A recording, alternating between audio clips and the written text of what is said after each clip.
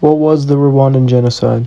The Rwandan genocide was a massive planned attack on the Tutsi people, along with some Hutu. During the genocide, which lasted for about 100 days, over 800,000 people died, roughly, and it wasn't random violence. It was a planned-out attempt to destroy a specific group of people, also known as genocide. Rwanda had two main ethnic groups, the Hutu, who were the majority, and the Tutsi, who were the minority. These groups lived together for centuries, but tensions became worse during European rule. Colonizers favored Tutsis for leadership roles, and the colonizer used to label people by ethnicity. This created long-term resentment and turned ethnicity into a political weapon. From 1990 to 1994, Rwanda was in a civil war between the Hutu-led government and the Rwandan Rebellion, or RPF, which was mostly Tutsi people. A peace agreement called the Arusha Accords was signed in 1993 but was very unstable. While the peace talks were happening, extremist leaders were secretly preparing for violence behind closed doors. The United Nations sent peacekeepers to Rwanda under a mission called UNAMIR to help enforce the peace agreement. However, their role was extremely limited. They were not allowed to use force to stop violence.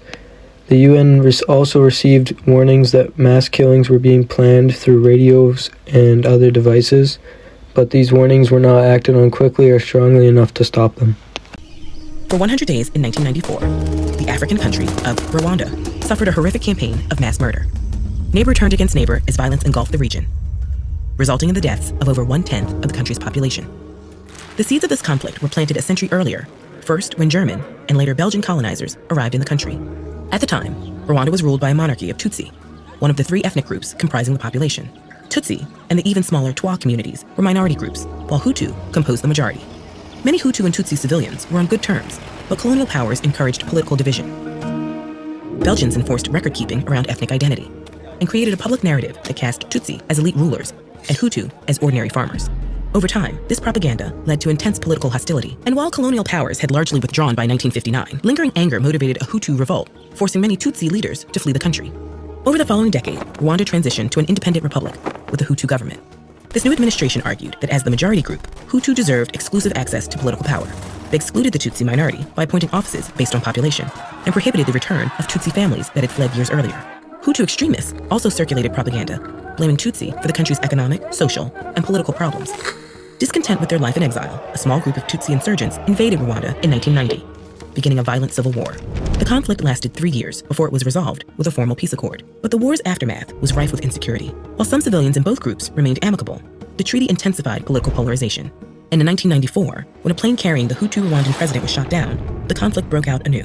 This time, Hutu officials had prepared a deadly response to ensure they stayed in power. Working off a list of targets, government-funded Hutu militias flooded the streets, perpetrating acts of physical and sexual violence against Tutsi political enemies and civilians. Over the chaotic following months, over 1 million Hutu civilians joined their ranks due to coercion, self-preservation, or the pursuit of personal agendas. Tutsi victims sought refuge at churches and schools where they hoped international organizations would protect them, but no outside party came to their aid. UN soldiers who'd overseen the peace accord were instructed to abandon Tutsi civilians, and UN leadership refused to acknowledge the genocide taking place. The violence didn't end until mid-July, when the Tutsi army, who instigated the previous civil war, seized control of the country. By the time the fighting was over, roughly 800,000 Rwandans had been killed, and only a small fraction of the Tutsi population was left alive. In the months that followed, there was no easy strategy for bringing the killers to justice.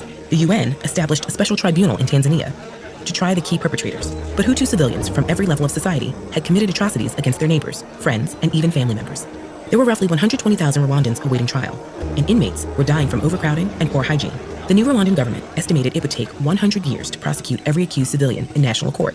So officials determined the best path forward involved looking to the country's past. Rwanda has a traditional process for resolving interpersonal conflicts called gacaca, roughly translating to justice on the grass. Gacaca had long been used to address offenses within villages. Local witnesses would offer testimony and could then speak for or against the accused. Then, appointed lay judges would determine an appropriate penalty within the community's means. In the hope of trying perpetrators more quickly, the government adapted gacaca for their formal courts. These hybrid trials had no professional attorneys or judges, and no evidence outside the spoken word and a case file detailing the crimes of the accused. All charges were then divided into 4 categories: masterminding the genocide and committing acts of sexual violence, participating in the killings, physical assault, or destroying Tutsi property.